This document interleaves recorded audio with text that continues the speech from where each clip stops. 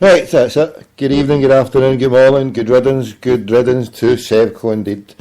As we start this show, and the number's 0141 416 1888. And the number for Australia, I believe it's Melbourne, 03 90 18 67 67.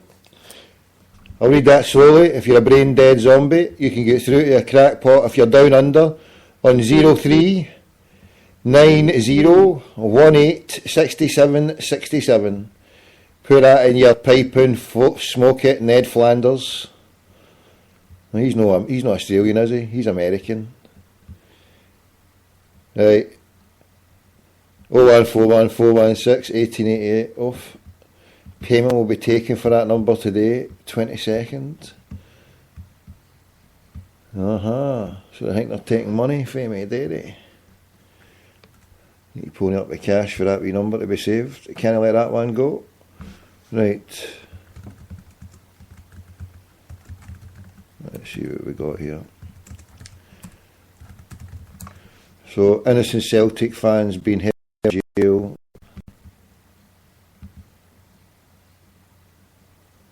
It's a bit early, is it? It's too early here to get through to these ones. How about I do a different one? Let's see. I was just about to phone them.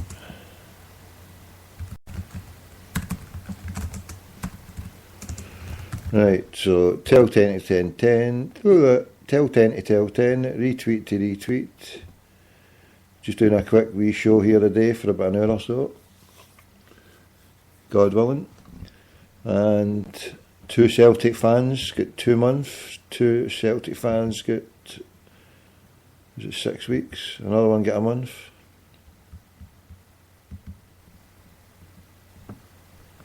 This is absolutely shocking. The police should have been standing trial. No, these innocent Celtic fans. The police, I tell you. I'm just going to put this volume to it there. Right, get a wee call going out, tailing out. And obviously the 50th anniversary of JFK being shot. There was also the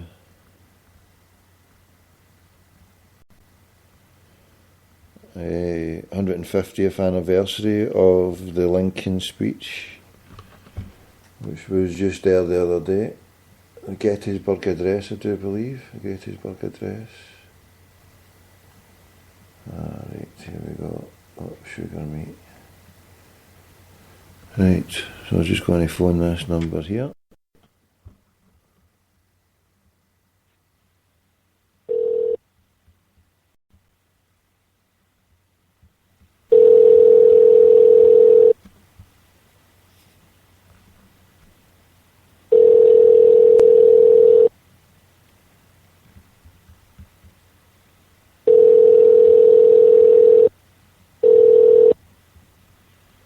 Thank you for calling the CIA's Office of Public Affairs.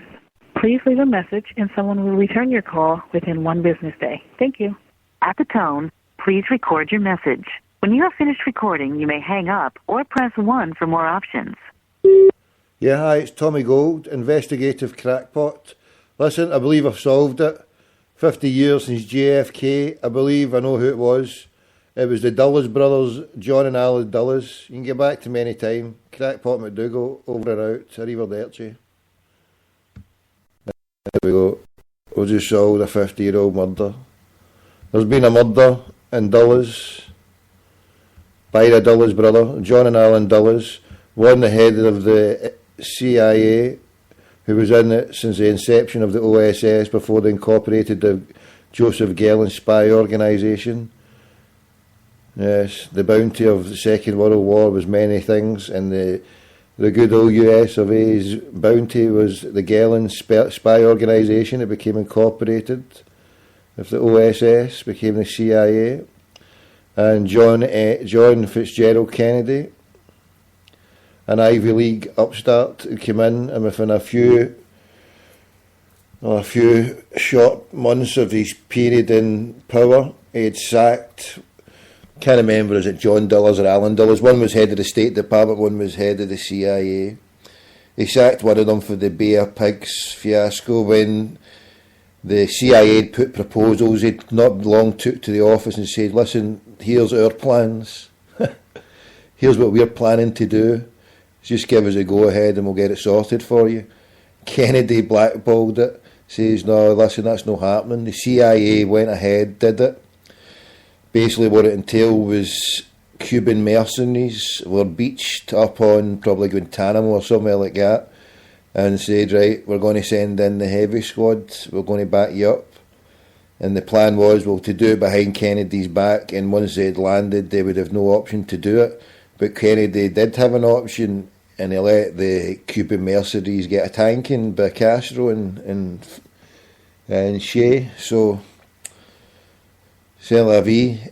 In the investigation, Kennedy stacked the Dulles, who was head of the CIA, and that was basically his death warrant being signed. Also the fact that he was looking at the old interest-free money, the old thing to do with the greenback dollar. The Lincoln fought the war of the North and South. He fought it. He was given by the bankers interest-free money, would you believe? Interest-free money. He was given money that wasn't created at interest because he knew that by fighting a war that it would cripple the American economy forever. It wasn't at that point controlled. It took another 50 years till the Federal Reserve Act and the bankers took control of the money supply that way. But he knew that by financing a war, the bankers would would put the American people in debt for in perpetuity, whatever you call it. Yeah, so they were going to enslave them into a debt mechanism forever, and Lincoln managed to get them to finance the war against the South with using money that wasn't backed against interest. It wasn't created with a debt attached to it. Well, all money is created with a debt attached to it. But Lincoln managed to get this to happen without it. That was a greenback dollar. And then once he's seen the amazingness of this, how it was wonderful, he wanted it applied across the board where it would be interest-free money for everybody. But that signed his death warrant. Same thing to Kennedy. Not only was it the Dulles, it was also the fact that, well, he wanted to change the money system also. Right, we've got a few messages here. I'll just line this up. So the CIA, we've tried to contact the team there. Right, it was fess up time. What number have we got? Escape number, caller ID. Here we go. Right. 2 seconds. Somebody just phoned us there, I do believe. Right, who was that phone there? There we got that number there. We'll put this here. Right, tell 10 to tell 10. Who's in?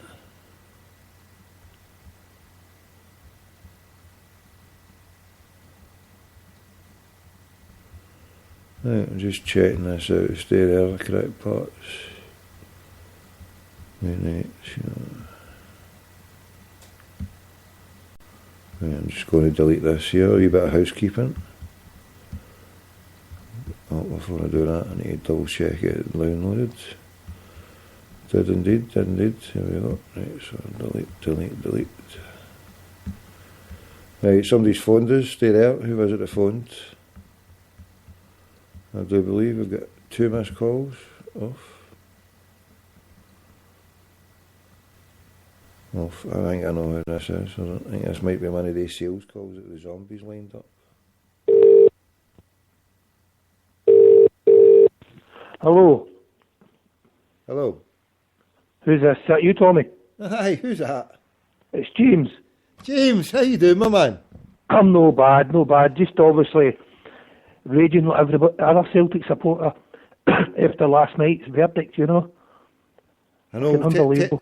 Tell us about it, mate, because I never properly caught it myself. I've just been reading the feed off Twitter, mate, and I've just glanced a bit there. I've seen a thread on the huddle board saying ban Amsterdam, but Tell us, who was it that got jailed for the 2 months? Do you know what was the Well, name of the I boys? never seen the names last night because there was a Dutch guy on Twitter who kindly was giving us updates the whole day on Twitter, and I sat most of the day. I went out for a walk, nearly walking into polls and things like that, checking it, the Twitter, and it wasn't an Amsterdam poll, by the way, and it was just coming up, and I could see a wee bit back the way it was going, because one of the boys had admitted to throwing a can.